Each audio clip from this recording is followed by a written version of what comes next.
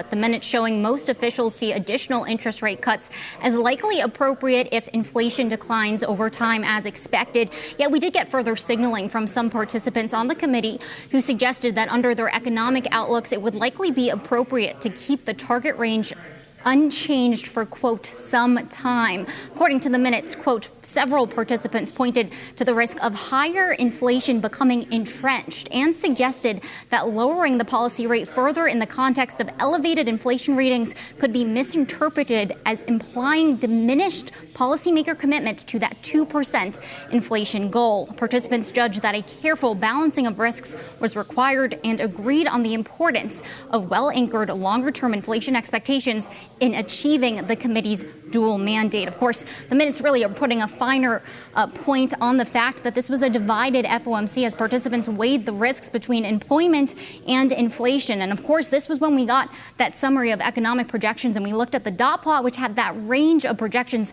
for next year and where policymakers ultimately think neutral is. I'll give you one other quote that was important to pay attention to here, which is that, quote, a few of those who supported lowering the policy rate at this meeting indicated that the decision was finely balanced or that they could have supported keeping that target rate unchanged.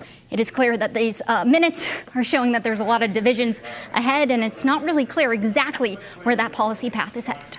Yeah, exactly, Tyler. And we were looking to these minutes to perhaps give us a little more detail on just how fractious the committee is right now. Did we get any more detail on just the turbulence within the Fed and the variety of opinions? Well, of course, there were the main dissents, Vani, when it came to the opposite ends of the policy spectrum. Of course, one of them was clearly defined in that of the newer Fed Governor Stephen Miron. But we were also paying really close attention when it came to the discussion around the so-called quiet dissents, as 6 policymakers chose not to revise down their forecast for this year. So as we go through these, we're still sort of trying to piece together exactly where that policy debate is headed up, because at this point, it's not totally clear exactly the destination that they are heading to or how quickly perhaps they are going to get to that destination. Yeah, and in terms of decisions, too, as we look ahead to what the Fed may be doing in 2026, the other thing we're thinking about, Tyler, is the decision by President Trump as to who will lead the next head of the Fed or be the next head of the Federal Reserve. That press event yesterday, he talked about that he has a preferred candidate. He said he could still fire Jay Powell. I'm just curious if you're getting any more intel from the White House about who it might be, when we might get a decision.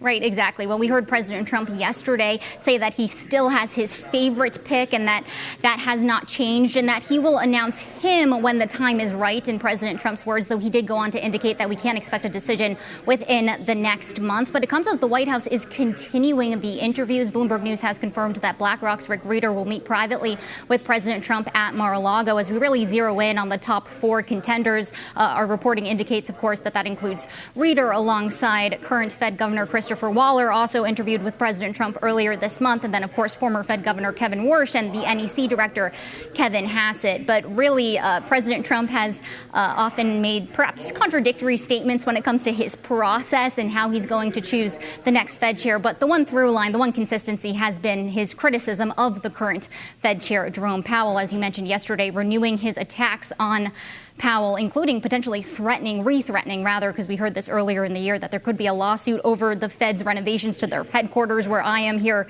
in Washington. So something to watch closely. But of course, President Trump has previously indicated that Powell's job would be safe in a bid to tamp down on the markets.